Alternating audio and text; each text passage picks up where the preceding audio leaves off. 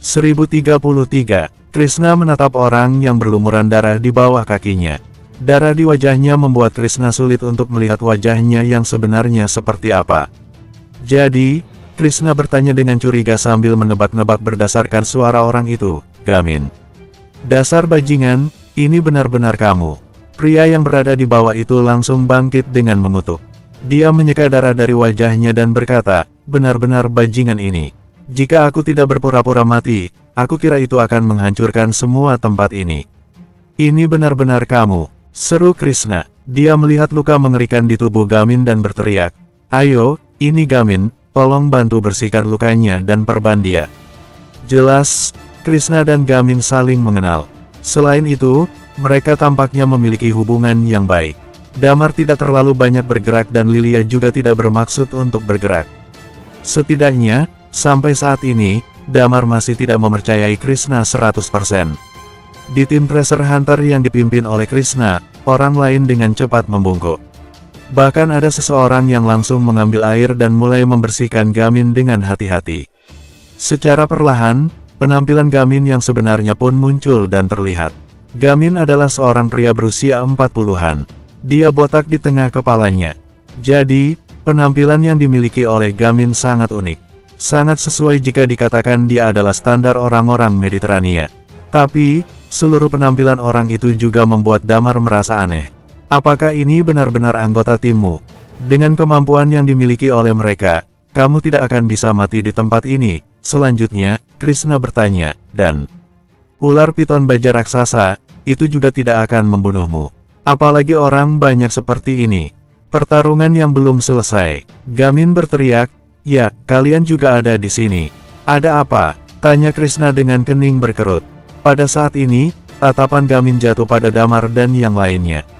Dia mengangkat alisnya dan berkata, "Wajah baru." Krishna berkata, "Mereka adalah saudara yang aku temui ketika aku datang ke sini. Mereka semua baik dan dapat dipercaya. Katakan saja apa yang kamu ingin katakan." Damar harus mengakui bahwa Krishna cukup pintar. Dia tidak mengungkapkan identitas Dedi dan kekuatan purba lainnya. Dia juga tidak mengungkapkan kekuatan Damar. Dia hanya mengatakan bahwa kami dapat dipercaya. Mendengar hal itu, Gamin memandang Damar lagi.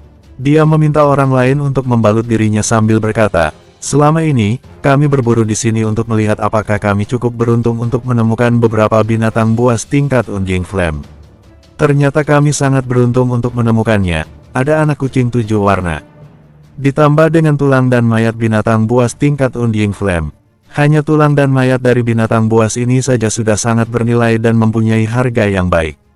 Sedangkan untuk anak kucing 7 warna, itu bahkan lebih berharga lagi.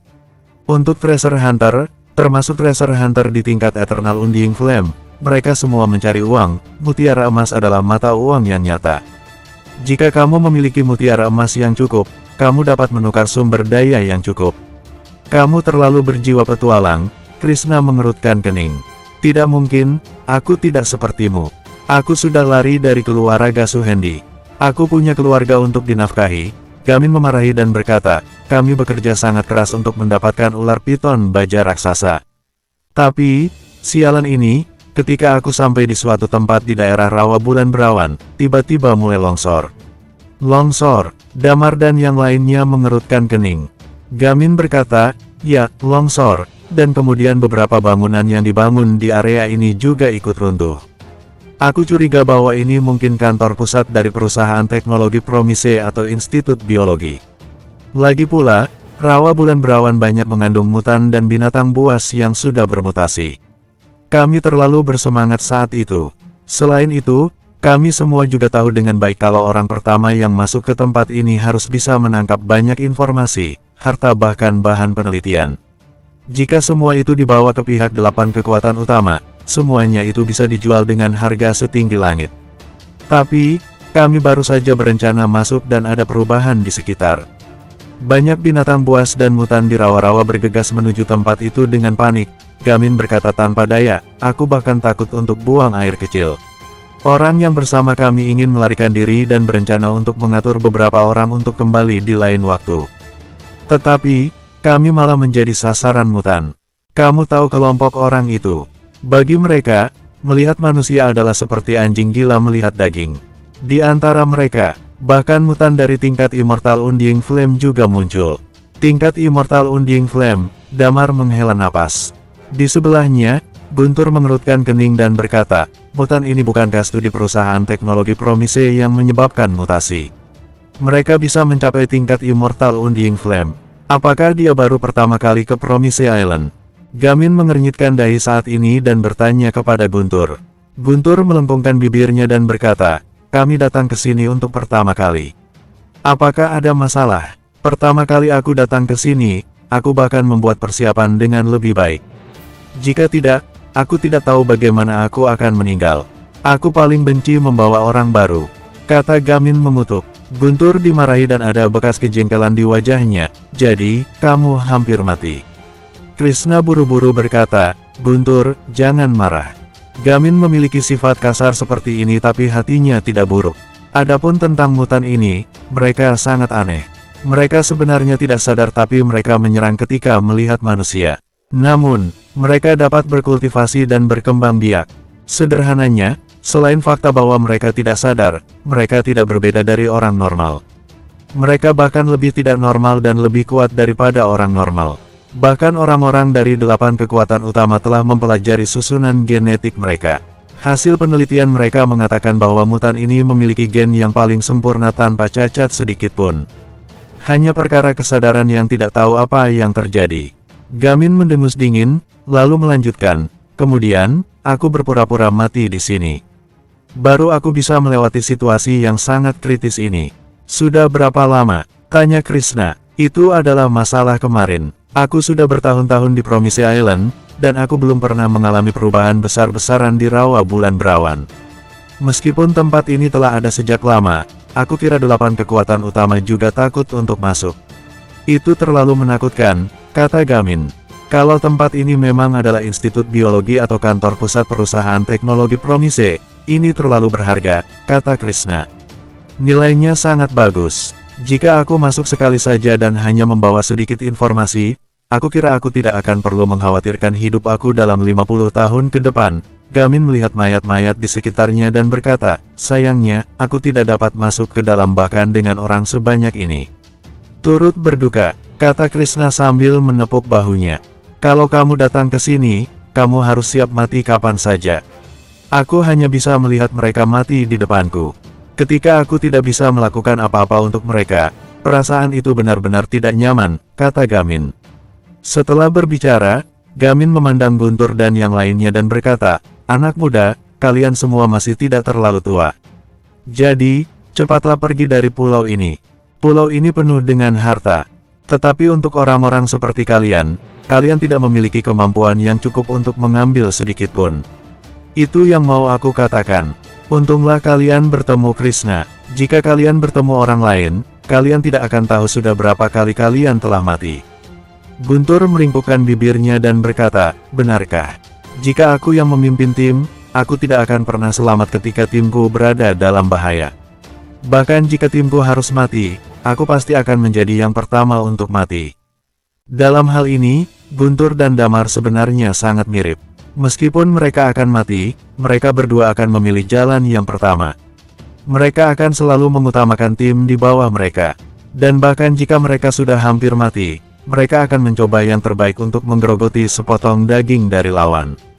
Mendengar perkataan Guntur, Gamin menatapnya lalu terdiam beberapa saat. Seluruh tubuh orang ini tampaknya menjadi sedikit tertekan. Guntur, jangan katakan itu. Kali ini, Krishna berkata dengan suara yang dalam. Kadang-kadang, bukan karena kita takut mati. Tapi, itu lebih sering ini karena Gamin tahu bahwa jika dia mati, orang-orang di belakangnya akan menderita lagi. Apa yang dia bawa, bukan hanya hidupnya seorang diri. Guntur kaget. Pemikiran Krishna sama seperti ketika mereka pertama kali datang ke dunia ini. Yang mereka bawa adalah misi seluruh bumi. Guntur menatap Gamin yang diam dan berkata, maaf, aku sudah memperlakukanmu dengan sepele. Maukah kamu memaafkanku? Pemikiranku sudah diluruskan pada saat ini. Aku tidak berpikir terlalu panjang barusan. Gamin berkata dengan senyum masam, sebenarnya, kamu benar. Mungkin, aku baru saja menemukan alasan untuk takut mati. Tapi, apapun yang terjadi, sesampainya di pulau ini, kamu harus siap mati kapan saja, kata Gamin dengan tenang. Damar dan yang lainnya mengangguk dengan serentak, dan Guntur membungkuk dengan tulus dan berkata, sudah mengerti. Sebenarnya, Damar dan Guntur juga merasakannya. Gamin ini sepertinya adalah orang yang baik dan dia benar-benar ingin memberitahu mereka sesuatu. Tapi, orang ini sepertinya tidak berbicara dengan baik-baik. Apa yang kamu rencanakan selanjutnya? Krishna bertanya sambil menatap Gamin. Kalian mau kemana? Beri aku tumpangan saja, kata Gamin. Kita akan menyeberangi pulau ini, menuju Gunung Langit Cerah, lalu melintasi Gunung Langit Cerah, kata Krishna. Ya, aku ingat sekarang, istrimu. Gamin berkata sampai di sini dan menemukan Krishna menggelengkan kepalanya. Gamin mengubah topik percakapan dan berkata, kamu menyelamatkan hidupku, jadi aku akan menemanimu ke Gunung Langit Cerah. Ayo kita melakukan perjalanan. Bersambung. 1034. Krishna mengerutkan kening dan berkata, tidak, setelah kami melewati rawa ini, kamu dapat mencari tempat untuk turun. Setelah kamu menemukan rute yang aman, kamu bisa segera kembali ke stasiun kamu. Kamu sudah menyelamatkan hidupku. Aku tidak suka berutang budi. Jadi, aku harus segera membayarnya kembali. Gamin berkata, aku akan pergi bersamamu. Krishna tidak banyak bicara lagi, nanti baru kita bahas lagi masalah ini. Sekarang, kita harus bisa keluar dari sini dulu. Sulit untuk mengatakan apakah kita bisa keluar dari rawa ini dengan selamat atau tidak. Kemudian beberapa orang membantu Gamin dan naik ke atas maglev car. Kemudian, Gamin berkata kepada Damar, ayo kita lanjutkan sekarang, semoga perjalanan kita lancar. Damar mengangguk dan mereka pun menaiki maglev car mereka. Setelah naik, Dedi memutuskan signal komunikasi antara sisi mereka dan mobil Krishna. Dia lalu menatap Damar dan berkata dengan penuh semangat, Damar, haruskah kita menaiki mobil Gamin saja? Begitu kantor pusat dari perusahaan teknologi Promise terbuka, kelompok pertama orang yang masuk akan bisa mengambil keuntungan terbanyak. Apakah kamu tidak mendengar apa yang baru saja dikatakan oleh dia? Ada mutan di level Immortal Undying Flame yang muncul, Damar berkata, selain itu, tempat ini telah berubah banyak. Situasi saat ini terlalu berbahaya. Mari kita dapatkan jarum keberuntungan dulu. Mutan di tingkat Immortal Undying Flame cukup sedikit. Mutan yang ditemukan oleh Gamin itu mungkin hanya ditemukan setelah dia jatuh karena pendarahan. Dedi berkata, di seluruh Promise Island, tampaknya sejauh ini hanya ditemukan 3 mutan di tingkat Immortal Undying Flame. Hanya ada sedikit, Guntur bertanya dengan heran di sebelahnya. Apakah 3 saja tidak cukup? Hanya 1 mutan di level Immortal Undying Flame saja sudah sangat berbahaya. Menurutmu Immortal Undying Flame itu apa? Sayur kubis di pasaran. Dedi berkata lirih, biar ku beritahu. Dalam 8 kekuatan utama, Immortal Undying Flame yang paling banyak berada di Driemo dan diperkirakan hanya ada 5 atau 6 orang. Di dalam kekuatan purba, jumlahnya hanya 4 orang. Bahkan jika semua ahli bela diri di tingkat Immortal Undying Flame yang ada di seluruh Eternal Planet dijumlahkan, diperkirakan hanya ada 50 atau 60 orang saja. Ekspresi Damar sedikit berubah. Populasi Eternal Planet sangat banyak. Selain itu, ahli bela diri level Eternal Undying Flame tidak banyak, dan Immortal Undying Flame bahkan sangat kecil. Tentu saja, Damar tidak tahu apakah Dedi sudah menghitung Hades Palace ke dalam perkiraan itu. Hades Palace telah diam selama bertahun-tahun dan tiba-tiba muncul di mata publik. Ketika Hades Palace muncul lagi untuk pertama kalinya, mereka langsung menantang 8 kekuatan utama. Oleh karena itu, diperkirakan mereka pasti ada banyak ahli bela diri. Lagi pula, sebelum zaman abadi, jumlah ahli bela diri di tingkat Undying Flame yang terlibat di kedua belah pihak selama pertempuran dengan bumi cukup banyak. Begitu sedikit, Guntur berkata dengan takjub, bukankah sudah kukatakan? Jika aku berbicara tentang level Immortal Undying Flame, aku akan berdiri di puncak dunia.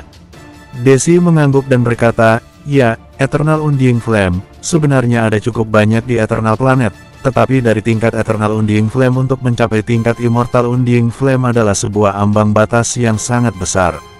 Jika kamu mengatakan kamu adalah Immortal Undying Flame di Eternal Planet, maka kamu dan orang-orangmu dapat langsung hidup di satelit. Dan orang-orang itu akan menjadi kekuatan teratas di bawah 8 kekuatan utama. Selain itu, akan ada banyak orang yang ingin dekat padamu. Jadi, Selama Damar bisa mencapai Immortal Undying Flame dalam waktu 3 tahun ini, orang lain yang ingin mencari masalah dengan Damar akan berhati-hati. Mereka harus mempertimbangkan situasi ini dan itu. Selain itu, jika tulang naga berhasil mencapai tingkat Immortal Undying Flame, kekuatannya pasti akan lebih baik daripada Immortal Undying Flame yang biasa. Jika Thalia dan Damar sama-sama mencapai tingkat Immortal Undying Flame, maka bahkan 8 kekuatan utama Jugua tidak akan berani melakukannya sesuatu terhadap kalian, jelas Desi. Memang, jika Damar dan Thalia mencapai level ini, sepasang tulang naga dan tulang Phoenix mencapai Immortal Undying Flame, ditambah dengan Dewa Mabuk yang ada di belakang Damar, itu akan mengubah semua situasi. Walaupun mereka cuma 3 orang tapi 3 dari mereka saja sudah cukup. Jika mereka bertiga mendukung ahli bela diri tingkat puncak, maka kekuatan terbesar ke-9 di Eternal Planet juga bisa terbentuk. Dewa Mabuk bisa mematikan Immortal Undying Flame biasa dalam hitungan detik. Tapi, Damar juga tahu bahwa ini adalah hal yang sangat sulit. Jarum keberuntungan, ini adalah peluang, tapi hanya peluang. Damar sendiri juga tidak begitu tahu apakah suntikan itu akan efektif. Yang paling penting adalah bahwa setelah bertahun-tahun, hanya hantu yang akan tahu apakah itu telah kadaluarsa atau tidak. Jadi, ayo kita bertaruh. Kalau tidak, kita akan didahului oleh yang lain. Di sisi lain, jika kita pergi terlambat, kita hanya akan bisa mengambil keuntungan yang tersisa, kata Dedi bersemangat. Desi menggelengkan kepalanya dan berkata, kamu jangan berharap terlalu banyak, rawa ini terlalu abnormal. Ditambah dengan mutan di tingkat Immortal Undying Flame. Jika itu bertemu dengan kita, setidaknya setengah dari kita akan langsung menjadi korban. Waktu itu, kakimu gemetar ketika kamu bertarung dengan mereka. Sekarang kamu melihat sedikit harta karun saja dan kamu sudah tidak takut dengan kematian sama sekali. Jejak rasa malu muncul di wajah Dedi. Dia berdeham, aku hanya menyarankannya. Damar tersenyum dan berkata, mari kita pergi ke pusat kediaman kekuatan purba dulu. Jika aku menemukan jarum keberuntungan dan jika semuanya berjalan dengan baik, aku akan mencapai tingkat Immortal Undying Flame. Kemudian mari kita membahas ulang dan melihat apa yang harus kita lakukan. Oke juga, Dedi mengangguk dan berkata, Maglevkar terus-menerus berjalan melalui rawa. Selama perjalanan mereka ini, mereka juga menghadapi 2 serangan binatang buas. Damar dan Krishna terpecah dan berkumpul kembali 2 kali sebelum mengejar mobil yang satunya lagi. Untungnya, kedua kali ini dapat dianggap tidak berbahaya. Namun, kecepatan perjalanan mereka menjadi sangat melambat karena adanya serangan binatang buas. Ketika hari mulai gelap, mereka menemukan sebidang tanah dan berhenti di tanah itu untuk beristirahat. Krishna sedang makan sesuatu sambil berjalan di samping Damar. Dia lalu berkata, jika semuanya baik-baik saja, kita seharusnya bisa menyeberangi rawa ini besok. Jalan setelah itu akan jauh lebih mudah, setidaknya sampai kita mencapai Gunung Langit Cerah. Terima kasih. Damar tersenyum kecil, lalu dia menatap Krishna. Tiba-tiba, aku mendengar dari Gamin sebelumnya bahwa sepertinya kamu pergi ke Gunung Langit Cerah karena istrimu. Apakah istrimu ada masalah? Krishna berhenti sebentar dengan makanan di samping mulutnya. Lalu, dia mengangkat kepalanya lagi dan menggigit. Kalau tidak mau mengatakannya, tidak apa-apa, Damar tersenyum kecil. Krishna tersenyum getir, pada kenyataannya, bahkan bukan tidak mungkin untuk dikatakan di Promise Island ini. Bagaimanapun, segala macam hal dapat ditemui secara tidak terduga. Aku punya masalah, yaitu aku tidak bisa melihat mereka yang lemah dan tidak berdaya diganggu. Aku dulu menyinggung beberapa orang yang tidak boleh disinggung di kota Skyri karena alasan ini. Dalam keputusasaan, aku memutuskan hubungan dengan keluarga dan lari bersama istri dan anak-anakku. Tapi, kami dikejar dan dibunuh. Dalam keputusasaan, kami lari ke tempat ini, Promise Island. Krishna tampak sedikit sedih dan berkata, tetapi, ketika aku sampai di tempat ini, aku masih tidak bisa mengendalikan masalahku. Aku membantu beberapa orang dan menjadi teman. Mendapatkan beberapa teman. Tetapi dengan cara yang sama, aku telah menyinggung banyak orang. Aku cukup ahli. Aku berhasil membangun tempat yang relatif aman di Promise Island dan menjadi pusat operasi. Krishna berkata, tapi sekitar setahun yang lalu, anakku pergi berlatih dan menghilang. Kami telah mencarinya selama 1 tahun ini. Meskipun aku tahu bahwa dia mungkin sudah mati, aku tidak bisa menyerah. Krishna tersenyum pahit, setengah bulan yang lalu aku memimpin tim untuk berburu.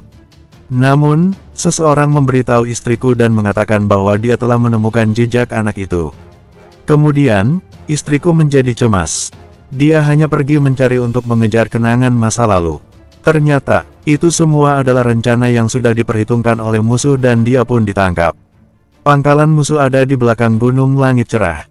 Kali ini, aku pergi untuk menyelamatkannya. Krishna tersenyum masam. Aku sudah bilang sejak lama bahwa masalahmu ini harus diubah. Karena kamu memilih untuk datang ke pulau ini, kamu hanya bisa menyalahkan dirimu sendiri karena lemah. Jika kamu mati, apa yang bisa kamu lakukan untuk mengenang masa lalu lagi? Di sebelahnya, Gamin tidak bisa tidak membantu mengatakan, aku mendengar kalau kamu sudah menyinggung Rengga lagi karena mereka kali ini. Bersambung, 1035, Krishna mengerutkan kening dan berkata, sebenarnya, aku melakukan itu juga untuk menolong diriku sendiri. Saat itu, Damar dan yang lainnya sedang berkelahi dengan Rengga dan anak buahnya. Di pihak Rengga, ada beberapa Eternal Undying Flame dan 2 lusin ahli bela diri di tingkat Undying Flame. Jika pertarungan itu terus berlanjut, keributan itu mungkin akan menarik banyak perhatian binatang buas dan mutan. Ini mungkin akan menyebabkan perubahan gelombang binatang buas kedua di rawa bulan berawan. Huff, Gamin yang sedang minum tiba-tiba berhenti. Dia lalu menoleh ke samping dan menyemprotkan air yang berada di dalam mulutnya secara tiba-tiba dan berkata, tunggu sebentar, tunggu sebentar. Maksudmu, ada apa? Krishna menatapnya dan bertanya, kamu bilang, anak-anak kecil ini dan Rengga yang sedang bertarung. Terus, ada beberapa ahli bela diri di tingkat Eternal Undying Flame dan 2 lusin Undying Flame. Dan mereka bahkan bisa selamat dengan utuh tanpa terluka sedikit pun. Kamu pasti sedang menggodaku, mereka hanya berada di tingkat Undying Flame. Kata Gamin di sini, ekspresi Gamin berubah, dia sepertinya sudah menyadari sesuatu. Dia pun melanjutkan, kalian sengaja menyembunyikan kekuatanmu yang sebenarnya. Guntur terkekeh, dia berjalan ke arah Gamin dan menepuk pundak Gamin. Lalu, dia berkata, hei, kamu tidak akan pernah menyangka. Kami tidak hanya selamat, tetapi kami juga membunuh 2 Eternal Undying Flame dari sisi mereka. Jika bukan karena mengkhawatirkan perubahan yang terjadi di rawa bulan berawan, tidak ada dari mereka yang bisa lari dan selamat. Mereka semuanya akan kami pukul sampai mati. Gamin memandang Damar dan yang lainnya dengan takjub. Selain Madan, Damar dan yang lainnya tampaknya tidak terlalu tua. Jadi, dia tidak pernah menyangka mereka bisa begitu kuat. Bagaimanapun, untuk mencapai kekuatan sekuat itu di umur yang begitu muda sangatlah tidak biasa. Tentu saja, tidak ada yang bisa dilihat dari luar saja. Ada banyak teknik latihan yang bisa menjaga bentuk tubuh yang ideal. Selain itu, kebanyakan wanita juga memilih untuk berlatih dan menjaga penampilan mereka. Tapi, meski begitu, Gamin masih saja kaget dengan apa yang barusan dikatakan oleh Krishna dan Guntur. Gamin tahu persis siapa Rengga dan seberapa kuat Rengga beserta orang-orang yang ada di bawahnya. Adapun Damar dan yang lainnya, mereka selamat bahkan ketika mereka sudah bertemu dengan Rengga. Ditambah lagi, mereka juga berhasil membunuh banyak orang, hal ini yang sangat mengejutkan Gamin. Gamin tersenyum pahit, semua yang aku katakan sebelumnya terutama mengatakan bahwa kamu tidak mengerti apa-apa di tingkat kamu, aku tarik kembali. Di Promise Island ini, selama kamu tidak bertemu dengan 8 kekuatan utama, atau kamu tidak memiliki hubungan jelek dengan 8 kekuatan utama, aku kira tidak akan ada yang berani memprovokasimu. Tapi, aku sudah mengatakan terlalu banyak sebelumnya. Tidak apa-apa, Damar tersenyum kecil. Meski belum bisa sepenuhnya mempercayai Krishna dan Gamin, setidaknya Damar sudah berhubungan baik dengan mereka. Baik Krishna atau Gamin, Damar masih memiliki kesan yang baik tentang beberapa perilaku dan karakter mereka yang biasa. Mata Gamin berbinar saat ini dan berkata, kalau begitu Krishna, jika mereka bersedia membantumu. Krishna mengerutkan kening. Dia memotong perkataan Gamin dan berkata, Damar, jangan khawatir tentang kata-kata Gamin. Kita baru bertemu sebentar saja. Setelah sampai ke Gunung Langit Cerah, aku akan memberitahu rute untuk sampai ke tujuanmu. Untuk urusanku, kamu tidak perlu ikut campur. Gamin terkejut dan diam mendengar ini. Dia lalu bergumam beberapa kali tanpa berkata apa-apa. Damar juga tidak membalas apa yang Krishna katakan. Pada kenyataannya, dia bahkan tidak memikirkan apakah dia akan membantu Krishna atau tidak. Salah satu alasannya adalah Damar tidak tahu kekuatan musuh yang akan dihadapi oleh Krishna. Ditambah alasan yang lainnya adalah dia tidak sepenuhnya mempercayai apa yang dikatakan Krishna dan Gamin. Begitu karakteristik clown digunakan untuk menyamar dan mengkhianati, dia akan membayar biaya yang besar. Dia tidak berani mengambil risiko ini. Apakah Gamin dan Krishna sedang berakting dalam sandiwara pada saat ini untuk menipu mereka atau tidak, dia masih tidak bisa membuktikan apa-apa. Ketika Krishna melihat Damar, dia menyadari kalau Damar dan yang lainnya juga tidak berinisiatif untuk membantu. Ada sedikit kekecewaan dan keputusasaan di dalam mata Krishna. Tetapi tak lama kemudian, dia tampak baik-baik saja. Krishna lalu tersenyum dan berkata, "Mari beristirahat. Jika tidak ada hal lain yang terjadi, kita bisa pergi keluar dengan lancar besok pagi." Saat Krishna mengatakan ini semua, dia melihat mata orang lain yang masih bersemangat dan berkata, "Kalian bisa beristirahat dengan tenang. Di sini, kami akan tetap bangun dan berjaga. Jika ada serangan, kami akan membangunkan semua orang." Damar mengangguk. Setelah makan, Damar kembali ke mobil. Dedi memutuskan komunikasi antara kedua mobil itu dan bertanya dengan suara rendah, "Damar, tidak bisakah kamu membantu mereka? Aku merasa mereka adalah orang yang cukup baik. Aku tidak menyarankan itu. Lebih sedikit masalah yang perlu kita urus, semakin baik. Lagi pula, kita juga sudah memiliki masalah yang harus kita urus sendiri." Kali ini Madan berkata dengan tenang, "Terlebih lagi, kata-kata dari orang-orang ini juga belum tentu layak dipercaya. Ayo kita lihat dulu." Erang Damar. "Ya." Desi mengerutkan kening dan menatap Dedi, "Jangan seperti anak laki-laki yang terpana. Sejauh ini, kita tidak bisa sepenuhnya mempercayai Krishna." Dedi menggaruk kepalanya dengan canggung dan berkata, "Ya, aku masih memiliki terlalu sedikit pengalaman." "Tidak apa-apa, kamu akan terbiasa setelah kamu mengalami perasaan dikhianati." Damar tersenyum dan berkata, "Semua orang harus tinggal di mobil pada malam hari. Meskipun mereka mengatakan akan menjaga sepanjang malam, kita harus membuat satu orang yang berjaga juga di dalam mobil." "Aku akan berjaga dulu." "Oke," jawab beberapa orang. Pada malam hari, api unggun menyala di luar. Ada dua orang duduk di sekitar api unggun. Orang-orang di mobil sebelah mendengkur dengan suara keras. Damar bersandar dengan tenang di jendela maglev car. Maglev car untuk perjalanan panjang ini memiliki ruang yang cukup luas. Beberapa tempat tidur juga bisa ditempatkan di dalam sehingga cukup nyaman untuk tidur di alam bebas. Damar duduk sebentar dan ekspresinya tiba-tiba bergerak sedikit. Dia merasa bahwa ada sesuatu tidak jauh dari sana. Ada aura yang sepertinya tidak ada dan ada pada waktu bersamaan. Damar membangunkan Guntur di sebelahnya. Guntur membuka matanya dan bertanya, "Apakah ada masalah?" Damar memberinya isyarat diam dan kemudian berkata dengan lembut, "Kamu tetap diam di sini. Sepertinya aku menemukan seseorang mengikuti kita. Aku akan pergi dan mencarinya." "Hah?" Raut muka Guntur berubah. Damar tidak banyak bicara. Dia langsung melompat keluar dari mobil. Pada saat ini, dia melihat Krishna juga melompat turun dari maglev car sebelah. Keduanya saling memandang dan Krishna menunjuk ke arah di mana jejak aura telah muncul. Dan Damar mengangguk padanya. Ternyata, Krishna juga mengetahuinya. Kedua orang yang berjaga malam itu melihat gerakan mereka dan menutup mulut mereka pada saat yang sama. Kemudian Damar dan Krishna melangkah maju pada waktu yang hampir bersamaan. Mereka buru-buru menggerakkan tubuh mereka ke arah tempat aura itu muncul. Aura dua orang di tingkat Peak Eternal Undying Flame tiba-tiba meledak. Selain itu, jaraknya tidak terlalu jauh. Jadi, hampir dalam sekejap, Damar dan Krishna sudah menghampirinya. Di suatu tempat tidak jauh, ada sesosok yang sedang berdiri di sana dan sedang buang air kecil. Tiba-tiba, orang itu merasakan dua aura menakutkan mendekat. Wajahnya berubah. Terlepas dari apakah dia sudah selesai buang air kecil, dia langsung gemetar dan langsung melompat ke rawa di sebelahnya. Kemudian, dia tampak menyatu dengan rawa dan menghilang. Damar mengernyitkan kening. Jelas tadi ada sebuah aura yang dia rasakan. Tapi sekarang aura itu seperti hilang dan menjadi sama dengan sekitarnya. Hal yang jelas adalah karakteristik pria ini agak mirip dengan rawa sehingga dia bisa menyamar. Damar tidak terlalu peduli. Dia langsung mendorong satu tangan masuk ke dalam rawa. Energi Chi yang mengerikan langsung menyelimuti rawa. Di saat berikutnya, karakteristik es dengan cepat menyelubungi rawa itu dan area rawa di sekitarnya dengan cepat mulai membeku. Di samping, Krishna tiba-tiba terpana. Dia menatap Damar dengan heran. Krishna ingat dengan jelas bahwa ketika Damar memulai pertarungan dengan Rengga sebelumnya, dia menggunakan karakteristik kilat dan bukan es. Kerak, pada titik waktu tertentu, lapisan es yang membeku dipecah oleh sosok tidak jauh dari sana.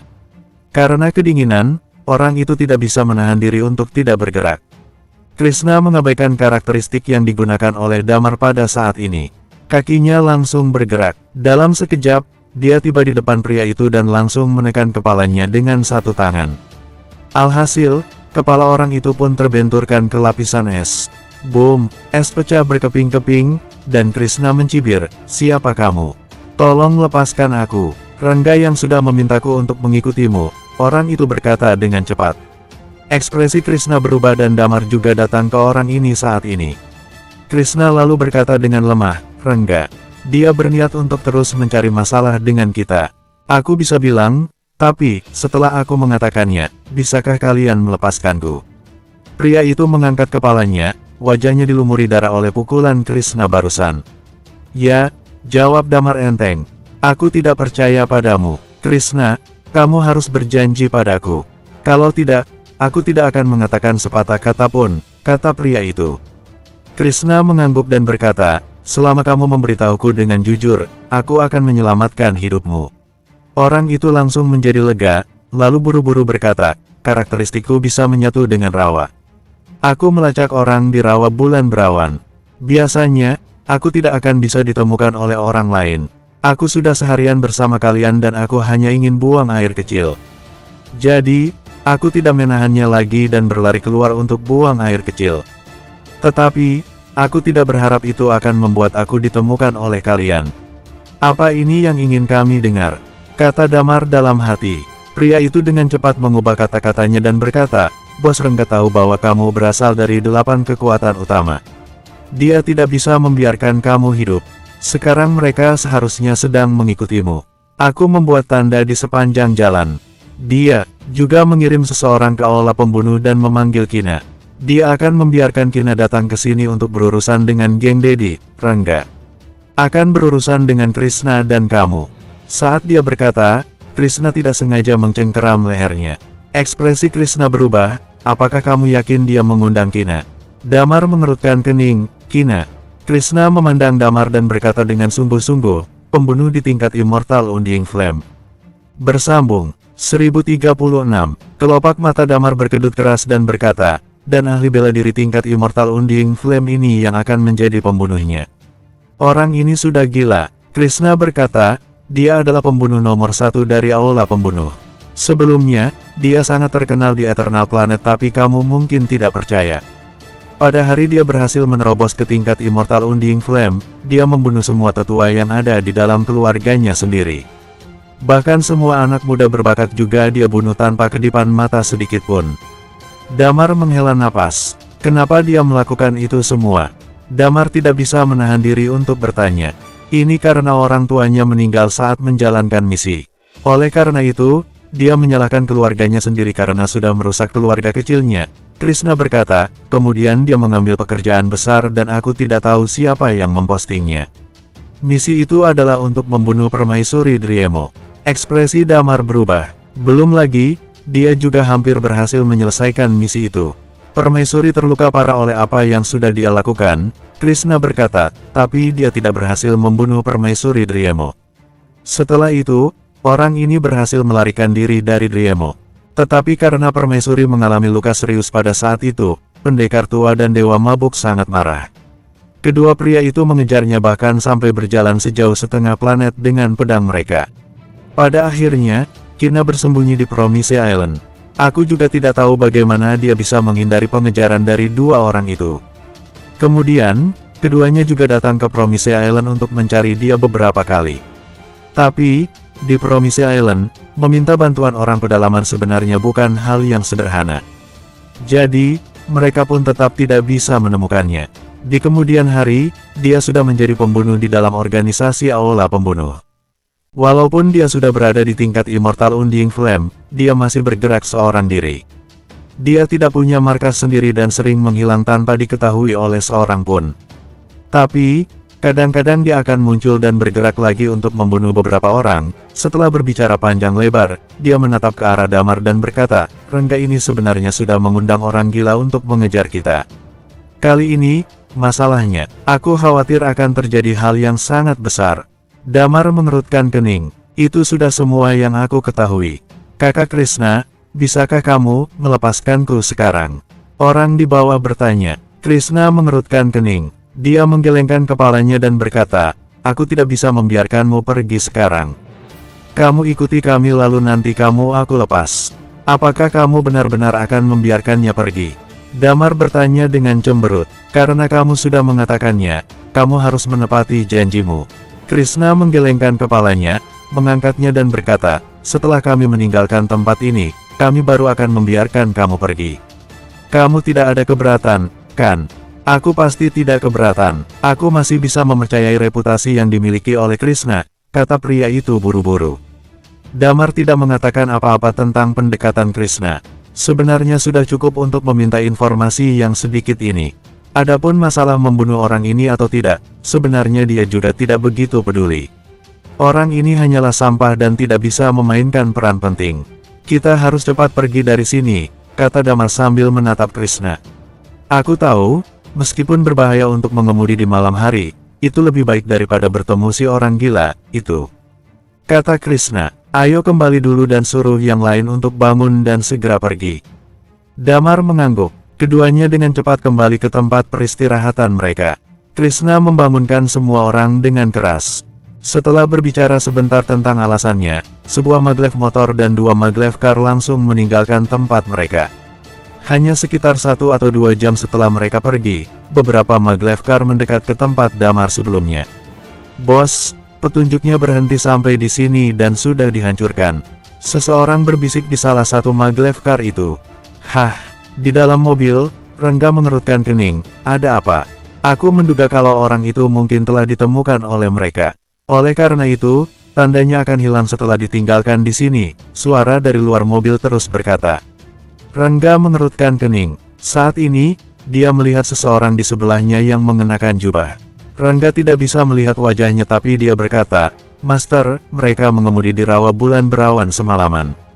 Kecepatannya pasti tidak terlalu cepat. Melihat dari tanda ini, tujuan mereka itu pasti pusat kediaman kekuatan purba. Jika kita berjalan lurus, kita seharusnya bisa menghentikan mereka di jalan. Namun, ada pergerakan yang tidak normal di rawa bulan berawan. Mungkin berbahaya untuk mengemudi semalaman untuk mengejar mereka. Ayo kejar mereka. Pada saat ini, ada satu sosok di sebelah Rangga yang berbicara dengan suara serak, maju dengan kecepatan penuh. Selain itu, ketika dia mengatakan itu, dia juga berkata dengan lemah, benda-benda yang ada di tubuh mereka juga milikku. Oke, Rangga mengangguk cepat. Dia lalu memerintahkan untuk segera bergerak lagi, cepat bergerak sepanjang malam. Maju dengan kecepatan penuh. Yang ada di antara Damar dan tim Damar yang lainnya adalah Gunung Elbrus Eternal Planet.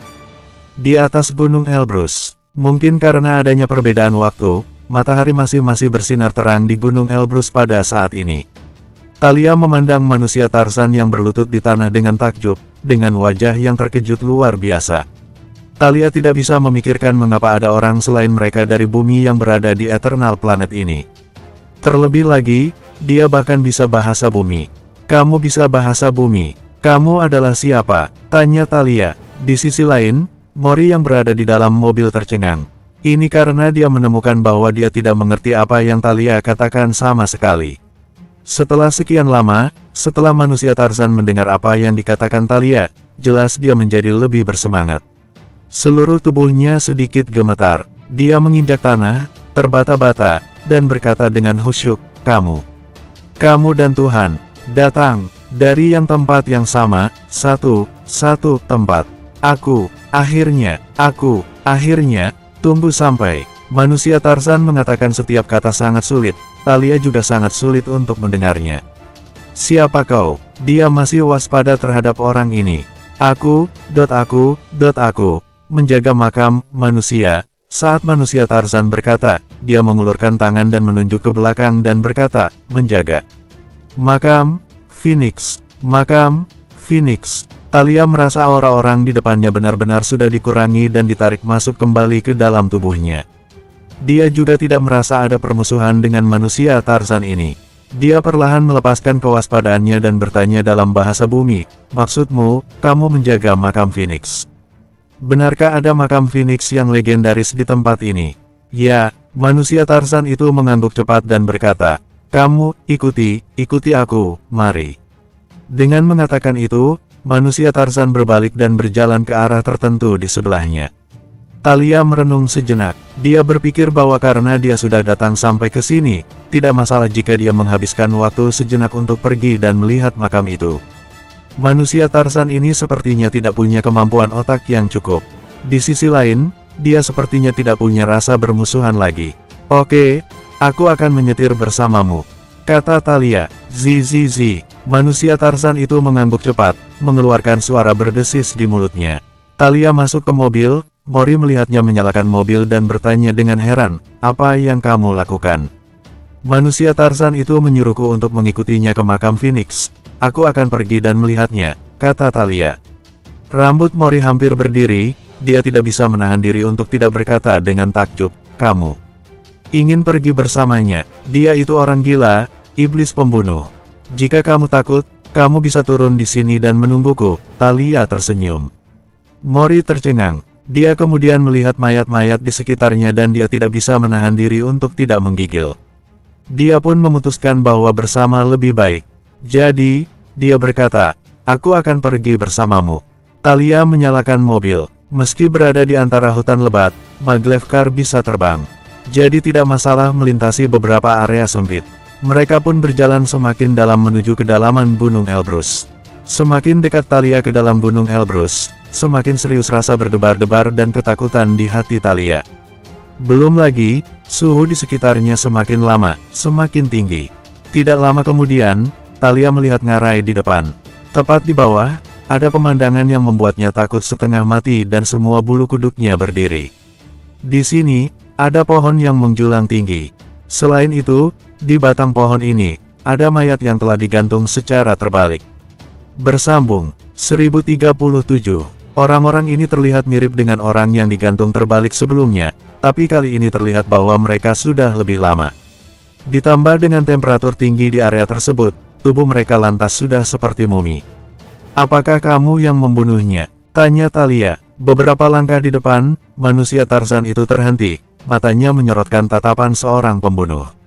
Lalu berkata dalam bahasa bumi, "Orang itu, mereka, perampok makam. Pohon di sini sudah penuh, gantung di luar." Ujarannya bermaksud bahwa orang-orang yang berniat mencuri dari makam Phoenix akan merasakan konsekuensinya, yakni dengan dibunuh secara langsung oleh manusia Tarzan lalu digantung seperti ini. Thalia sudah merasakan begitu banyak pertempuran dan ikut terlibat dalam pertarungan berskala besar, mata-matanya juga sudah pernah menyaksikan berbagai pemandangan mengerikan. Tapi menyaksikan hal ini, hatinya masih saja mencelos dan kepalanya terasa seperti akan meledak. Di sini, sampai, Tarzan mengarahkan jari telunjuknya ke sebuah ngarai di hadapannya. Thalia menoleh ke arah ngarai yang ditunjuk. Besar kemungkinan bahwa makam Phoenix ada di belakang ngarai terjal itu. Thalia melirik Mori yang sedang ketakutan sampai tidak berani membuka matanya, namun tetap memaksa dirinya untuk tersenyum sambil berkata, "Lanjut arahkan jalannya." Maka Tarzan melanjutkan langkah untuk menuntun ke arah tujuan mereka. Mereka mulai bergerak melalui ngarai. Kedua sisinya berwarna kemerahan, begitu pula dengan bagian atasnya yang didominasi bunga dan tanaman berwarna merah. Siapapun yang melihatnya akan langsung terpikir bahwa tanaman-tanaman itu tergolong aneh untuk tumbuh di tempat dengan suhu seperti ini.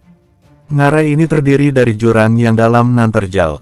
Begitu melewati ngarai, Thalia langsung terkejut. Mayat-mayat yang dilihat sebelumnya membuat tempat tadi tampak seperti tempat penebusan dosa, namun pemandangan yang didapati setelah melalui ngarai justru terlihat bagai surga. Suhu di tempat ini jauh lebih dingin. Ada hamparan luas di hadapan mereka saat ini, dikelilingi dengan pepohonan dan berbagai macam bunga berwarna merah muda yang bermekaran di setiap permukaan. Di kejauhan sana samar-samar terlihat beberapa bangunan seperti rumah kayu, asap tebal mengepul keluar dari cerobongnya. Benar-benar tampak bagai surga yang terisolasi dari dunia luar. Sesampainya di tempat itu, Thalia mulai sedikit gemetar. Seiring berjalannya waktu, Jantungnya berdebar semakin kuat, seolah sedang dipacu oleh sesuatu yang menarik sekaligus berbahaya. Hei, aura di sekitar mereka seketika menjadi mengerikan.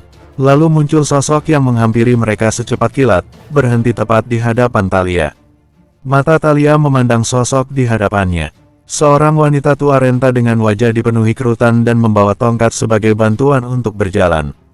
Dia mengarahkan tongkat itu ke arah Thalia. Thalia merasakan sebuah tekanan yang amat kuat, hingga Maglevkar itu tiba-tiba jatuh dan terhempas ke tanah. Wanita renta itu perlahan mengangkat kepalanya melihat manusia Tarzan. Masih dengan tatapannya yang tajam, dia berkata, "Kenapa kamu membawa orang luar ke sini? Apakah kamu ingin mati?" Dia bertutur dengan bahasa bumi yang fasih. "Phoenix, Phoenix." Tarzan menjadi tergagap sambil menunjuk Thalia. Ketika wanita renta itu mendengarnya, dia langsung menatap Thalia. Seketika ada kilatan cahaya yang berbinar di matanya. Tanpa basa-basi, dia langsung melepaskan tongkat yang membantunya berdiri. Thalia dapat merasakan munculnya gelombang energi nyata yang melambung ke arah Thalia. Raut wajah Thalia berubah, dia yakin bahwa wanita yang tampak lemah itu sebenarnya memiliki kekuatan hebat. Thalia tidak berani bertindak gegabah.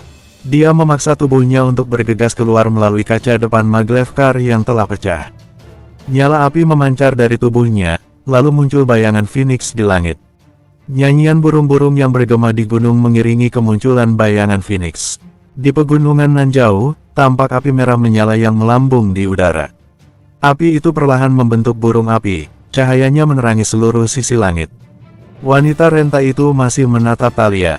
Kakinya semakin gemetar hingga tidak mampu menopang tubuhnya. Lututnya membentur tanah, dengan sengaja duduk berlutut. Thalia hanya bisa tercengang, tidak yakin apa yang sebenarnya sedang terjadi. Dia melihat wanita tua itu dengan lebih jelas, barulah tampak bahwa wanita itu sedang meneteskan air mata. Suara wanita itu tersendat dan matanya masih berlinang air mata ketika berkata, "Pewaris Phoenix, akhirnya kamu ada di sini." Thalia terkejut. "Aku." Beberapa saat kemudian, dari area seperti desa yang terletak tidak jauh dari tempat mereka berdiri, satu persatu orang keluar. Desa itu tidak begitu luas, mungkin penduduknya hanya ada beberapa ratus orang. Mereka mengenakan pakaian yang sudah lusuh, raut wajah mereka begitu lugu. Sambil berjalan keluar dari rumah masing-masing, mereka melihat ke arah bayangan Phoenix. Lalu berlutut di tanah sambil menyilangkan tangan di dada, seolah sedang berdoa untuk sesuatu. Thalia tidak bisa berpikir apa-apa, hanya dapat menyaksikan dengan ekspresi datar karena pikirannya yang disesaki banyak pertanyaan. Di tempat lain, perbedaan waktu membuat langit gelap masih menyelimuti Promise Island. Dua buah Maglevkar masih terus melaju. Perjalanan itu dipenuhi dengan kejutan. Guntur dan Dedi mengendarai Maglevkar secara bergantian, sedangkan Damar sedang tertidur untuk sementara waktu. Tentu saja tidur yang dimaksud itu bukan tidur pulas. Dia tetap harus memaksa dirinya untuk setengah terjaga dan siap siaga jika terjadi sesuatu yang tidak diduga. Di rawa bulan berawan, bahaya tidak mengenal waktu dan dapat datang kapan saja. Mungkin karena galian yang dilakukan oleh perusahaan teknologi Promise, sejumlah besar binatang buas dan mutan menjadi tertarik untuk bergegas ke tempat itu. Hal ini justru menguntungkan Damar karena membuat perjalanannya menjadi lebih aman. Selain dua binatang buas yang ditemui sebelumnya, tidak ada hambatan berarti yang mereka temui sejauh ini. Mereka mencapai perbatasan rawa bulan berawan tepat ketika fajar. Perjalanan berjalan lancar tanpa hambatan. Setelah meninggalkan rawa bulan berawan, Krishna melepaskan pria yang mengikuti mereka kemarin. Setelah benar-benar meninggalkan rawa bulan berawan, rombongan itu berhenti untuk sementara waktu. Mereka berdiam sejenak untuk mengambil rehat dengan makan beberapa makanan kering dan minum air. Krishna mendekat kepada Damar, lalu berkata, "Rawa bulan berawan sudah berhasil terlewati. Ada satu lagi tempat berbahaya yang harus kita lewati demi menuju pusat kediaman kekuatan purba, yaitu Gunung Langit Cerah. Tempat itu lebih menyulitkan dari rawa bulan berawan, dan kecepatan berkendara di sana jauh lebih lambat." Damar tersenyum sambil berkata, "Tidak apa-apa, berkendara dengan perlahan saja. Kita akan melewatinya dengan lancar tanpa bertemu mutan." "Baiklah," Krishna mengangguk, sebelum lanjut berkata, "tapi kamu tetap harus berhati-hati. Ada banyak tanaman dan hewan beracun di Gunung Langit Cerah. Jika sudah terinfeksi, akan sangat sulit untuk diobati." Dia berpikir sejenak, lalu kembali berujar. Entah apa yang telah dibudidayakan oleh perusahaan teknologi Promise sampai seperti itu. Guntur berkata dengan pelan, bagaimana tanggapanmu terhadap banyaknya tanaman beracun dan monster mutan di sana?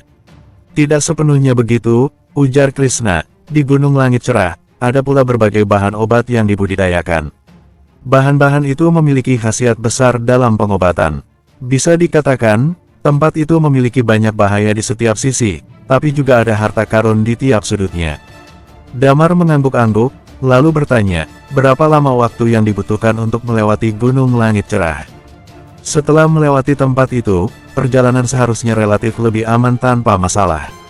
Perjalanan akan memakan waktu sekitar setengah hari. Krishna memberi jeda sebelum menoleh kepada Damar. Selain itu, meskipun posisi kita belum terlacak sampai detik ini, tetapi Rengga sudah tahu bahwa kamu akan pergi ke pusat kediaman kekuatan purba. Dia dan Kina kemungkinan besar akan mengerahkan segala tenaga guna menghalangi rute perjalanan kalian menuju tempat itu. Damar mengangguk paham, lalu berpamitan singkat. Mari kita bertemu lagi nanti. Krishna berseru, ya, ayo cepat makan dan bersiap-siap. Kita harus selalu selangkah lebih cepat dari mereka. Bersambung, 1038, Krishna dan Damar saling bertukar beberapa patah kata, lalu kembali ke mobil mereka masing-masing. Kondisi fisik Gamin sudah jauh membaik dalam satu malam. Kombinasi antara kemampuan tingkat eternal dan pengaruh obat penyembuhan membuat kondisinya bisa pulih jauh lebih cepat. Damar bersandar pada Maglevkar untuk melahap makanannya. Setelah Yani selesai makan, dia menggenggam sebuah koin dalam telapak tangannya. Dia melemparkan koin itu tinggi-tinggi sambil bergumam, apakah berbahaya jika pergi ke Gunung Langit Cerah saat ini? Koin itu terjatuh di dekat Maglevkar. Putarannya semakin melambat hingga berhenti total dengan menghadap ke atas, membuat Yani mengernyitkan dahinya. Dedi meliriknya dan bertanya, apakah berbahaya? Yani mengangguk singkat. Dia mengulangi proses yang sama dengan mengambil koin itu lalu melemparkannya ke udara. Koin itu terus berputar sampai berhenti dengan sempurna, lagi-lagi menghadap ke atas. Ada apa ini? Dedi bertanya dengan heran, apa kita berada dalam bahaya? Pengejaran Immortal Undying Flame, seru Yani kepada Dedi. Aku khawatir kali ini tidak seperti biasanya, kali ini adalah si legendaris Kina. Ah, ini membuatku sakit kepala. Keluh Dedi seperti kebakaran jenggot. Kita sudah sangat hati-hati dalam merahasiakan perjalanan ini, tanpa diduga ternyata tetap saja ada yang mengetahuinya, begitu pula dengan kakek. Ternyata mereka mengirim beberapa orang untuk menjemput kita. Desi mengerang sebelum berkata, sebenarnya aku selalu mengkhawatirkan satu hal. Apa? Tanya Dedi. Seperti yang kamu bilang, tidak peduli seberapa pandai kita menyembunyikannya, mereka akan tetap mengirim Eternal Undying Flame untuk menjemput kita. Melalui cara ini, mereka setidaknya dapat memastikan keamanan mereka sendiri. Tetapi itu hanya Peak Half Undying Flame, Desi lanjut berkata, aku ingin tahu apakah kekuatan purba juga menemukan sesuatu di sini hingga mereka tidak terpisahkan. Tidak mungkin sesial itu, kan? Kelopak mata Dedi berkedut karena emosinya yang sedang tidak stabil. Desi menggelengkan kepala dan berkata, entahlah, tunggu sampai di sana baru bisa mengetahuinya. Sambil berbincang, mereka melahap makanan masing-masing dengan cepat. Setelah selesai, mereka kembali masuk ke dalam mobil. Setelah mengganti energi stone di Maglevkar, mobil itu mulai berjalan kembali. Motor itu masih berpatroli di sekitar. Meskipun mereka telah meninggalkan rawa bulan berawan, bukan berarti mereka bisa langsung santai tanpa berwaspada. Dalam perjalanan, mereka juga bertemu dengan beberapa orang. Kebanyakan dari mereka hanya berbicara singkat saja. Peak Eternal Undying Flame yang dimiliki Krishna membuat sebagian besar orang tidak cukup berani untuk menghampiri mereka. Sejauh ini, tidak ada hambatan berarti yang melintang dalam perjalanan mereka. Pada siang harinya, mereka tiba di Gunung Langit Cerah. Tempat itu bukanlah gunung tinggi seperti apa yang ada dalam bayangan Damar. Gunung itu tidak begitu tinggi, mungkin hanya berada beberapa ratus meter di atas permukaan laut, tetapi bentuknya sangat panjang. Menurut informasi yang diucapkan Dedi, panjangnya mencapai hingga ratusan kilometer. Dan saat ini, mereka harus menaklukkan panjangnya gunung itu jika ingin mencapai pusat kediaman kekuatan purba. Di tempat ini juga tidak terdapat pepohonan tinggi, hanya ada semak-semak. Mengingat ucapan Krishna sebelumnya, sebagian dari tanaman dan semak-semak itu mungkin saja sangat beracun. Dengan mengerahkan seluruh tenaga, mereka terus melaju hingga orang-orang suruhan Rengga tidak mampu mengejar mereka. Sesampainya di pusat kediaman kekuatan purba, masalah dan hambatan mereka rasanya sirnalah sudah. Ketika kekuatan purba mengetahui permasalahan itu, mereka pasti akan marah. Rengga dan latar belakang kelompok mereka dapat dengan mudah diketahui dengan mengandalkan jaringan intelijen kekuatan purba. Kemudian disusul dengan pembalasan dendam Dedi dan kekuatan purba. Untuk dapat mencapai hal itu, tentu saja hal pertama yang sekarang mereka harus lakukan adalah untuk berhasil sampai di pusat kediaman kekuatan purba sesegera mungkin. Saat ini mereka sudah sampai di kaki gunung. Mereka hendak terus melaju tanpa berhenti. Tetapi kemudian ada gerombolan orang yang berlarian menuruni kaki gunung. Di antara mereka, ada beberapa orang yang ahli dalam Undying Flame. Setelah menuruni kaki gunung, seseorang berteriak dengan sangat keras, sebagian dari mereka langsung tersungkur ke tanah. Beberapa orang langsung bergerak cepat untuk berusaha menangani mereka yang berbaring dengan lemas di tanah. Tubuh mereka dipenuhi bintik-bintik merah, beberapa bagian ada yang hitam legam, ada pula bagian yang bengkak-bengkak. Jelas sekali bahwa mereka sedang keracunan. "Ada apa?" tanya Krishna sambil menautkan alisnya. Dia berinisiatif untuk menghentikan mobil sejenak. Dia bertanya pada salah seorang dari gerombolan itu, "Apa yang terjadi di gunung? Kalian, mengapa berlarian dari gunung?" Krishna sepertinya sangat terkenal karena kemudian teriakan yang memanggil namanya dengan penuh semangat. Seseorang mengenalinya. "Kak Krishna." Krishna membalasnya dengan tersenyum dan bertanya, "Apa yang terjadi?" "Kejadiannya di sekitar Gunung Langit Cerah. Aku tidak yakin apa yang terjadi. Yang pasti, tiba-tiba ada seekor binatang buas yang merusak dan menghancurkan semua yang ada di sekelilingnya. Kami sedang mencari beberapa bahan obat di Gunung Langit Cerah, tetapi kami justru menemui binatang itu. Tidak ada pilihan lain selain kabur." Beberapa orang yang panik secara tidak sengaja terluka oleh nyamuk dan tanaman. Salah seorang dari mereka memberikan penjelasan mendetail. Krishna bertanya lagi, "Tingkat apa?" "Eternal Undying Flame." Orang itu melanjutkan ujarannya. "Ini tidak parah. Kalian lewat saja, tidak ada masalah." Krishna menghela napas lega, dia menyapa beberapa orang sambil memberikan obat-obatan untuk membantu penyembuhan. Lalu dia kembali ke dalam mobil dan berbicara melalui komunikator mobil yang terkoneksi. "Tidak ada masalah serius, ayo kita lewati Gunung Langit Cerah dan coba menyeberanginya dalam waktu 1 hari. Meskipun Gunung Langit Cerah memiliki panjang lebih dari 100 km, sebenarnya Maglev Car tetap mampu melaluinya dengan cukup cepat. Tetapi karena ada beberapa hal yang harus dihindari, mereka harus berhati-hati dan harus berkendara dengan sangat lambat. Dengan kecepatan selamban ini, orang yang berjalan kaki mungkin saja bisa sampai lebih cepat. Meski begitu, mereka tetap harus menggunakan Maglev Car jika ingin menghindari hal-hal beracun yang tersebar di seluruh gunung ini. Dengan demikian, mereka terus berkendara dengan sabar melewati Gunung Langit Cerah. Di dalam mobil, Damar menyentuh dagunya sambil berkata, "Apa tanggapan kalian?" Guntur dan yang lainnya langsung menoleh kepada Damar dengan heran. "Hah? Ada apa?" tanya Guntur. "Aku sudah menghubungi Krishna dalam 2 hari terakhir." Damar memutus komunikator kedua mobil dan melanjutkan kalimatnya. "Melihat bagaimana reaksi orang-orang ketika melihatnya, ditambah dengan keputusannya untuk melepaskan orang yang telah mengikuti kita sebelumnya, kurasa orang ini memang memiliki nilai-nilai kebenaran." Guntur perlahan mengangguk sambil berpikir, "Jika aku di posisinya, sudah pasti aku akan memenggal orang yang sudah mengikuti kita. Tidak peduli apa alasannya, dia sudah berani mengikuti kita terlebih dahulu. Lalu jika dia enggan membeberkan alasan mereka mengikutiku, aku masih punya 1000 cara untuk menyiksanya, membuatnya menderita kesakitan sampai mereka tidak sanggup dan akhirnya berkata jujur." Guntur mengambil jeda sebentar, "Tapi aku akui, dia memang tampak memiliki perilaku yang baik." Damar menanggapi sambil tersenyum, "Di samping itu, dia juga sudah membantu kita dalam urusan Rengga sebelumnya. Jika bukan karena dia yang membujuk kita, nyawa kita pasti sudah terancam jika terlibat pertarungan dengan Rengga hingga menarik perhatian banyak mutan untuk datang.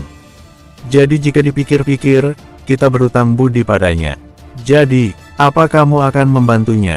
tanya Lilia. Damar mengangguk, "Begitulah rencanaku, nanti akan aku diskusikan lagi." Desi menanggapi dari samping Damar, "Kami akan melakukan sesuai keputusanmu." Madan mengerutkan kening, tetapi karena Damar tampaknya sudah membuat keputusan dengan bulat, maka Madan mengurungkan niatnya untuk menginterupsi. Kalau begitu hubungi mereka, aku memiliki beberapa pertanyaan yang ingin aku sampaikan pada Krishna, ujar Damar. Selama obrolan, mereka telah memasuki wilayah Gunung Langit Cerah. Ketika melirik ke samping, Damar tiba-tiba menautkan alisnya. Dia melihat beberapa sosok compang camping yang berada di pohon tidak jauh dari mereka. Sosok-sosok itu sedang berbaring di batang pohon, fisik mereka terlihat tidak jauh berbeda dengan orang normal.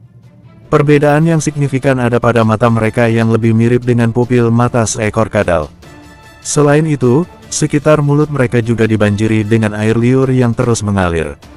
Mata mirip kadal itu tidak sengaja mendapati Damar dan mobil yang ditumpanginya. Dalam sekejap, beberapa dari mereka langsung melompat dari batang pohon untuk turun ke tanah, berlarian secara bergerombol mengikuti mobil yang menarik perhatian mereka. Damar bertanya, apakah ini mutan? Ya, jawab Dedi. Bersambung. 1039. Makhluk-makhluk itu tampak aneh. Sekilas mereka tidak terlalu berbeda dengan manusia. Tetapi jika diperhatikan lebih saksama, beberapa di antaranya ada yang memiliki ekor seperti ular, ada yang memiliki kepala seperti logam, ada pula yang bergerak seperti robot. Bisakah makhluk itu berkembang biak? Tanya Guntur sambil menunjuk mutan yang berkepala seperti besi. Dedi menunjukkan ekspresi agak canggung di wajahnya, lalu menjawab, tentu saja makhluk semacam ini tidak bisa bereproduksi. Tetapi aku dengar-dengar, perusahaan ingin berusaha untuk menciptakan kesadaran mereka secara abadi. Mereka akan melakukannya dengan cara mengekstrak komponen kesadaran dari otak manusia, lalu menyuntikannya ke tubuh makhluk itu. Sehingga meskipun otak telah mati, tetapi kesadaran dan ingatan manusia itu dapat tetap bertahan. Melihat makhluk itu seperti ini, kurasa mereka telah dijadikan sebagai bahan eksperimen yang kemudian diabaikan. Guntur menyeletuk, menurutku perusahaan teknologi Promise itu pada dasarnya dipenuhi oleh ilmuwan-ilmuwan tidak waras yang mempelajari segala hal di dunia ini. Tindakan mereka ini sama saja dengan tindakan anti-manusia. Jika bukan karena gelombang yang meledakkan perusahaan teknologi Promise, mereka pasti sudah tahu apa saja yang mereka teliti dan amati. Jika itu terjadi, mungkin seluruh Eternal Planet akan menjadi seperti Maglev ini. Damar berkata sambil tersenyum. Desi menyahut, ada pepatah yang mengatakan bahwa karakteristik mekanik adalah yang paling berbahaya di dunia. Rata-rata orang yang memiliki karakteristik mekanik adalah penemu sinting yang mempelajari segala sesuatu di dunia ini. Sebenarnya ada beberapa orang yang memiliki karakteristik seperti itu di orang-orang kekuatan purba, tetapi aku belum berkesempatan untuk berhubungan dengan mereka. Ketika membicarakan hal ini, Dedi tiba-tiba teringat sesuatu. Dia menoleh kepada Damar dan berkata, omong-omong, Damar, berhati-hatilah lain waktu. Om Leonard setiap hari mencari kepala keluarga dan berkata bahwa dia ingin kamu mempelajari tentang hal itu untuknya. Damar bertanya kebingungan, siapa Om Leonard? Dia adalah teman dekat ayahku dan satu-satunya yang memiliki karakteristik mekanik tingkat Eternal Undying Flame di keluarga kami. Dedi mendeham sebelum lanjut berkata dengan terbata-bata, dia.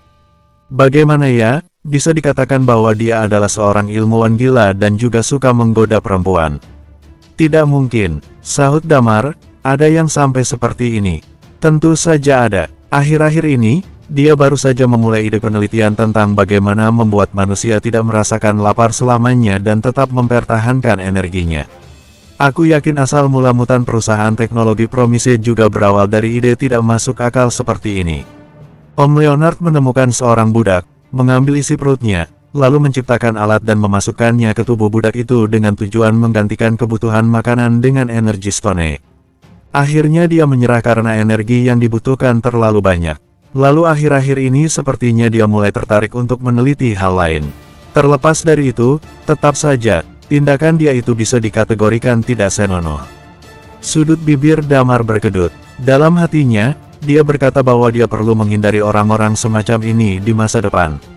Desi ikut membuka suara, tapi biar bagaimanapun, kelompok orang-orang semacam itu memiliki peran besar dalam peradaban manusia. Mereka juga menjadi pelopor kemajuan peradaban dan perkembangan teknologi. Guntur berkata tidak setuju, jika harus sampai seperti itu, lebih baik tidak usah ada kemajuan. Di tengah perdebatan, Krishna menyela, Dik, ada beberapa mutan tingkat Undying Flame di sini. Kita harus menyingkirkan mereka sesegera mungkin. Akan sangat merepotkan jika kita menghadapi masalah karena mereka. Sampai sekarang, Krishna masih belum mengetahui nama Damar, jadi dia terus menggunakan adik untuk memanggilnya. Haruskah aku mengambil tindakan? Tanya Damar. Ya, kita berdua menembak, sementara Maglevkar harus terus melaju dalam kecepatan normal. Setelah tuntas menyingkirkan mutan, kita akan kembali ke Maglevkar sesegera mungkin. Ucap Krishna. Damar menyetujui rencananya. Baiklah. Buka pintu Maglevkar, buka knalpot, jangan membuat sirkulasi, udara di sini tidak begitu bersih. Ucap Krishna. Dedi yang sedang mengemudi dengan sigap mematuhi arahannya untuk membuka palka. Damar tidak menggunakan Dragon Sword atau Rusty Sword. Begitu palka telah terbuka, Damar membosokkan tangannya di pinggang agar tidak licin. Dia menarik belati yang didapatkan oleh Thalia di ujian tribulasi. Lalu Damar dengan cepat bergegas menuju mutan. Kekuatan Peak Eternal Undying Flame meledak-ledak dalam raganya. Mutan yang menyadari keberadaan Damar dan Krishna langsung berlarian menghampiri keduanya. Tidak peduli seberapa kuat kedua orang itu, mutan-mutan yang tampak seperti orang tidak waras itu berlari secara membabi buta ke arah Damar. Damar menahan napas sedalam mungkin, berusaha untuk tidak menghirup udara di gunung langit cerah. Di saat yang bersamaan, Damar mengayunkan belati yang digenggam dalam tangannya yang gemetar. Dalam sekejap, mutan pertama yang melompat ke arahnya sekarang sudah berada dalam keadaan kepala yang terpisah dari tubuhnya.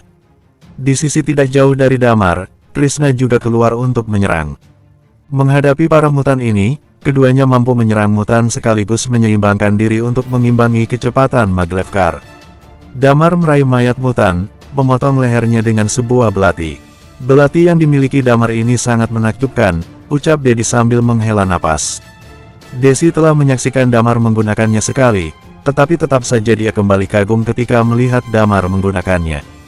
Guntur terkekeh, ini bukan apa-apa, bahkan aku juga bisa melakukannya. Ketika berlatih seni ilmu beda diri, kita akan mulai dengan sesuatu yang sangat sederhana. Aku tidak bisa, aku selalu menggunakan belati atau pedang sejak aku kecil, tapi tetap saja tidak bisa. Aku tidak nyaman jika harus mengganti senjata, ujar Dedi. Sementara di sisi lainnya, pembunuhan yang dilakukan Damar terus berlanjut. Setelah berhasil membunuh mutan secara berturut-turut, Damar menautkan alisnya. Tiap kali ada mutan yang hendak dibunuh olehnya, Damar seperti melihat kilatan tatapan lega dari sorot mata mereka. Keseluruhan prosesnya tidak memakan waktu yang lama. Sebanyak 9 mutan mampu diatasi oleh Damar dan Krishna. Beberapa saat kemudian, pintu dari kedua Maglevkar terbuka. Damar dan Krishna bergegas kembali ke Maglevkar masing-masing. Setelah sampai di dalam mobil dengan aman, Damar kembali menghela napas lega. Anak ini benar-benar perwujudan Peak Eternal Undying Flame. Dia masih sangat muda, kan?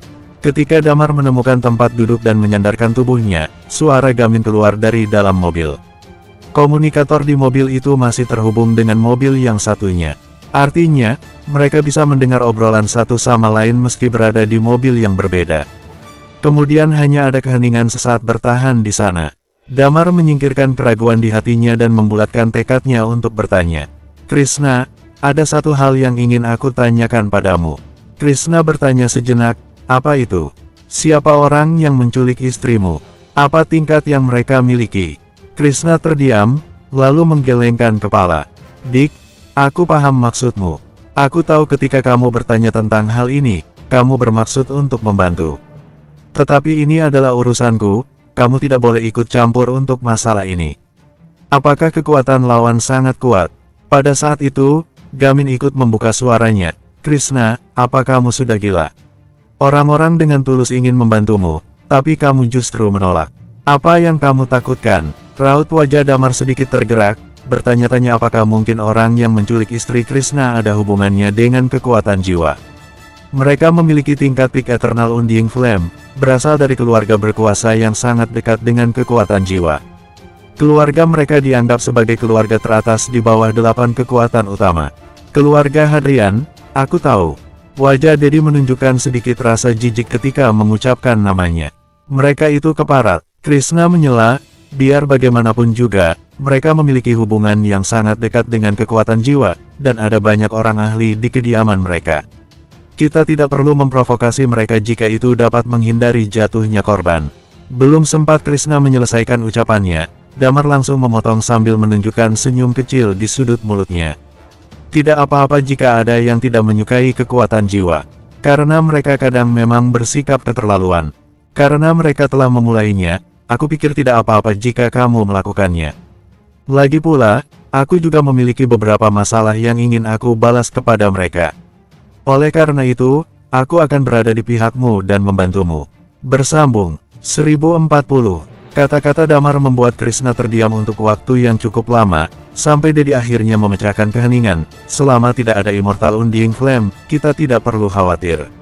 Kita harus terlebih dahulu berusaha menyembunyikan kekuatan kita, lalu menunjukkannya secara tiba-tiba tanpa mereka duga. Dengan begitu, kita bisa menyingkirkan beberapa orang langsung dalam satu waktu. Krishna masih diam, lalu menghela napas lega. Baiklah, kalau begitu, aku sangat mengapresiasi niat baik kalian. Di lain waktu, jika kalian membutuhkan bantuan apapun, hubungi saja aku. Ingatlah untuk melakukannya. Jangan bicarakan ini dulu. Kali ini, Gamin yang bersuara. Kita bahkan belum tahu apakah bisa keluar dari sini dengan aman atau tidak. Damar mengangguk dan berkata, baiklah, lebih baik kita bicarakan tentang susunan rencana secara spesifiknya terlebih dulu. Selanjutnya, Krishna mulai memberikan penjabaran tentang situasi secara mendetail dan saksama. Pemimpin keluarga Hadrian adalah seorang ahli Eternal Undying Flame, dia bernama Rahadian. Semakin orang itu dikuasai dengan api amarah, semakin terancam pula keamanan istrinya yang sedang berada di tangannya. Tujuannya adalah untuk membawa istri Krishna pergi. Menurut pernyataan Krishna, ada kemungkinan besar pihak mereka juga ingin membunuh Krishna, untuk kemudian merebut markas yang telah didirikan oleh Krishna. Selama percakapan, mereka terus berjalan di sepanjang Gunung Langit Cerah. Dalam perjalanan, Damar melihat banyak tumbuhan dan binatang yang belum pernah dia lihat sebelumnya, dan mereka memiliki Peak Eternal Undying Flame. Jalan yang dilalui terasa benar-benar tanpa halangan. Faktanya, Peak Eternal Undying Flame dapat berjalan di sebagian besar tempat di seluruh Eternal Planet. Dengan catatan jangan sampai berpapasan dengan ahli Immortal Undying Flame. Meskipun kecepatannya tidak cepat, Gunung Langit Cerah tidak memiliki perubahan seperti rawa bulan berawan. Mereka kini sudah melewati di Gunung Langit Cerah dengan aman. Setelah meninggalkan Gunung Langit Cerah, mereka kembali menghela napas lega.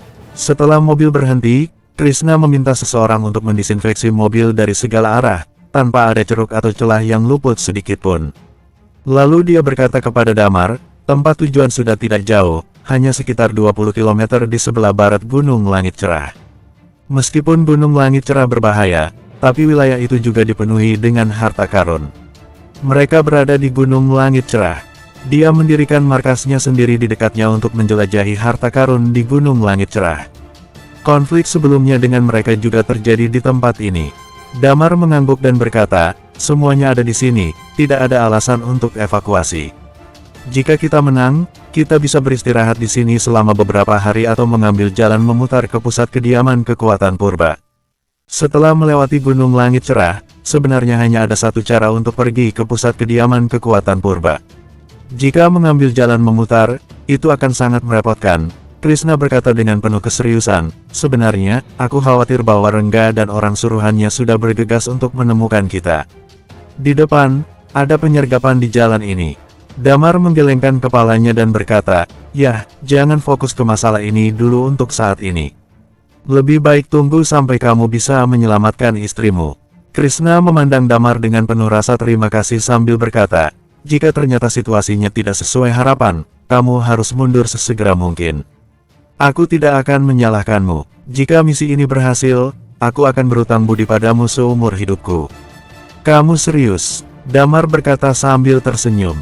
Krishna mengubah topik pembicaraan sambil melirik Damar, "Omong-omong, aku masih belum tahu identitasmu sampai sekarang."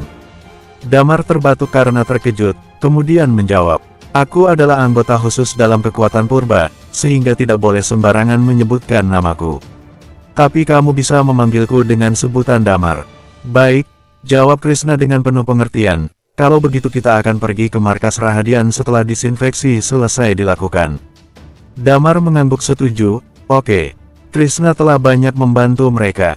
Jika Krishna tidak membantu mereka dengan menunjukkan jalan, mereka tidak mungkin dapat melintasi Gunung Langit Cerah dengan mulus dan mencapai markas kekuatan purba.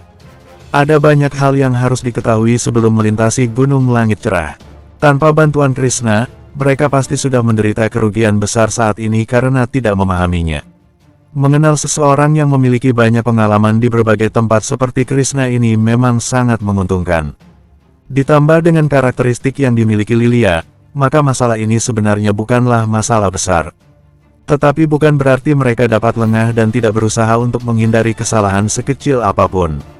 Damar dan yang lainnya memanfaatkan waktu disinfeksi untuk membereskan barang-barang mereka. Saat ini, mereka sudah tidak memiliki cukup makanan yang tersisa. Mereka sebelumnya berpikir bahwa perjalanan menuju kekuatan purba paling-paling hanya butuh 1-2 hari. Tetapi ternyata mereka membutuhkan waktu yang lebih lama dari itu. Setelah memeriksa kembali barang bawaannya, Damar memastikan diri untuk menyematkan membawa Dragon Sword dan Rusty Sword di punggungnya. Begitu pula dengan Lilia dan Guntur. Proses ini sudah menjadi suatu kebiasaan yang dilakukan pada malam sebelum pertarungan. Setelah Damar dan yang lainnya selesai, Krishna memberi perintah awal. Rencana dan strategi pertempuran telah disusun sejak awal. Krishna akan berada di depan. Sedangkan Damar dan lainnya akan menahan kemampuan mereka di belakang, untuk kemudian melakukan serangan mendadak dan menyelamatkan mereka. Jarak 20 km tidak terhitung terlalu jauh. Setelah 10 menit, Damar melihat sebuah cahaya di antara banyak bangunan di kejauhan. Bentuk bangunan itu lebih mirip dengan kontainer pengiriman, tetapi dapat dilipat sehingga mirip seperti tenda. Di dalamnya terdapat ruang-ruang seperti dapur dan kamar mandi. Di depannya, ada sebuah tembok dari logam dengan tinggi sekitar 4 atau 5 meter, mirip seperti tembok kota yang digunakan sebagai pertahanan markas. Di garis depan, sebuah menara penjaga berdiri kokoh dan menjulang. Ada seseorang di dalamnya yang sedang berjaga. Orang itu tampak baru menyadari keberadaan Damar dan kendaraan yang mereka gunakan. Tanpa membuang-buang waktu, orang itu bergegas untuk menyalakan alarm guna memberikan peringatan. Ini adalah pertama kalinya Damar melihat keadaan dan penampilan markas Promise Island. Melihat tembok logam yang kuat itu, Damar dapat menebak bahwa area ini adalah tempat yang relatif aman, di mana para penduduk Promise Island bisa tinggal dengan tenang di dalamnya. Contohnya, di markas Rahadian, selain orang-orang asli mereka, ada pula beberapa orang lain yang ikut bergantung pada mereka. Orang-orang itu membayarnya dengan cara bergabung menjadi pasukan Rahadian atau dengan membayar biaya hidup yang mahal. Dibanding tinggal di alam liar yang penuh dengan ketidakpastian, hidup di tempat ini tentu akan jauh lebih aman. Krishna bilang, jumlah penduduk terbanyak berada pada markas 8 kekuatan utama. Sedangkan tempat yang lainnya dihuni oleh lebih sedikit penduduk. Markas Rahadian hanya memiliki beberapa ratus penduduk, dan kebanyakan dari mereka berada di bawah tingkat Unding Flame. Mungkin hanya ada belasan orang yang menyandang tingkat ahli Unding Flame. Sama sekali tidak bisa disamakan dengan organisasi Rengga. Ketika alarm berbunyi, orang-orang yang menyadarinya langsung bergegas melihat. Salah satu pria bertubuh kekar berjalan menuju tembok kota. Di sampingnya, ada seorang pria berjubah hitam, seluruh wajahnya tersembunyi di balik jubah itu. Keberadaannya membuat aura di sekitarnya terasa lebih suram. Napas yang memancar dari tubuhnya menunjukkan bahwa dia termasuk tingkat Peak Eternal Unding Flame. Tidak diragukan lagi bahwa orang ini berasal dari kekuatan jiwa. Pria kekar itu tertawa mencemooh ketika melihat kedatangan Krishna. Krishna, aku tidak menyangka kamu benar-benar datang. Tanpa basa-basi, Krishna langsung bertanya dengan raut wajah muram. Di mana istriku? Istrimu? Rahadian masih mempertahankan seringainya. Bagaimana ya? Meskipun istrimu sudah tua, tidak disangka-sangka ternyata dia masih merawat tubuhnya dengan baik. Sampai-sampai ada banyak dari kami yang tidak mampu menahannya. Ekspresi wajah Krishna langsung berubah setelah mendengarnya. Dia menggertakkan giginya berusaha menahan diri. Jika kamu berani menyentuhnya, bahkan hanya sehelai rambutnya pun, aku akan pastikan kamu akan langsung merasakan konsekuensinya. Rahadian masih tertawa ketika memberi aba-aba untuk menunjukkan istri Krishna ke publik. Ketika itu, sebuah pilar muncul dari sebuah dasar. Seorang wanita yang sedang terikat di pilar itu dengan menggunakan rantai yang tampak aneh. Kepalanya lemas dan terkulai, seperti sedang tidak sadarkan diri. Desi tidak bisa menahan sumpah serapah yang keluar dari mulutnya, keparat. Damar mengalihkan pandangannya ke tempat lain, dadanya mulai terasa sesak menahan emosi dan amarah yang mulai membanjiri hatinya. Bersambung.